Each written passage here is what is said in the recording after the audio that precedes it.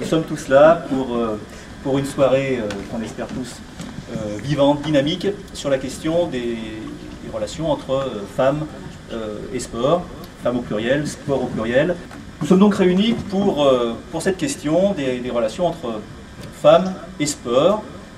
Le sport au lieu d'intégration, au lieu de socialisation, d'éducation, au lieu d'excellence. Le sport, encore aujourd'hui, lieu de discrimination, lieu d'exclusion, sous des formes qui ont sans doute changé à travers les décennies, mais qui sont peut-être plus insidieuses aujourd'hui, qui n'en existent pas moins pour autant.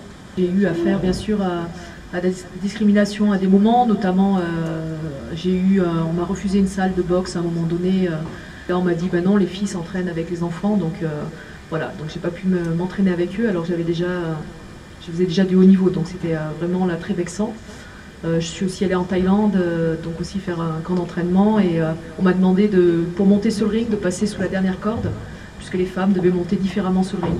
La discrimination au niveau des télévisions par exemple, où j'ai fait un championnat avec une ceinture mondiale et j'ai eu droit à peine, on va dire, à peine une minute de mon combat. Par rapport à la Fédération d'éducation physique et gymnastique volontaire, les 94% de femmes, ça rend un peu solide quand même.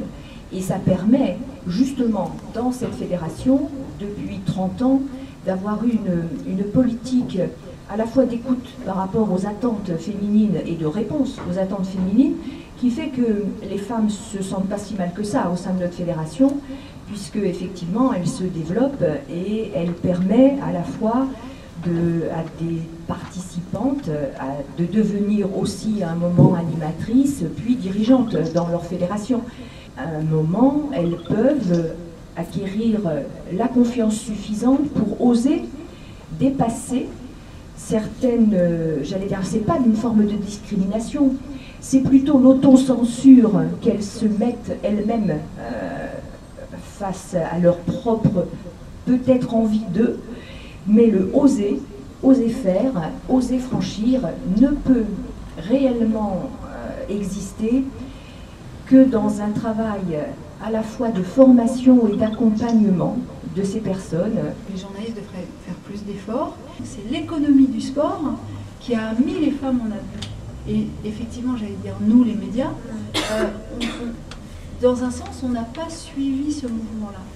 On s'est rendu compte, après une analyse, qu'en fonction des démarches pédagogiques mises en place par les animateurs, on pouvait inconsciemment renforcer des fois les stéréotypes entre les garçons et les filles, et ces différences.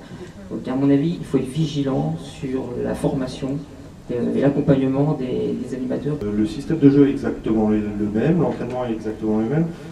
Aujourd'hui, on prépare une fille à la compétition comme on prépare un garçon. Puisqu'aujourd'hui, on obtient les mêmes résultats que les hommes, même si ce n'est pas encore fait. Il faut emmener les médias, il faut emmener tout ce qui peut rapporter un peu d'argent, donc les sponsors aux filles. Les filles sont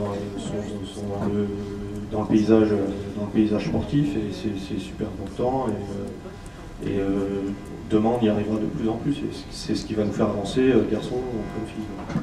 Quand je vois la mixité dans les écoles, ce que ça a apporté comme révolution aussi sur les comportements hommes, filles, garçons, je pense qu'on n'a pas mesuré la révolution que ça allait tranquillement induire au niveau de la vie, aujourd'hui de la vie quotidienne, et dans tous les milieux et dans tous les secteurs. On est en marche. Alors allez les filles. Merci, bonsoir.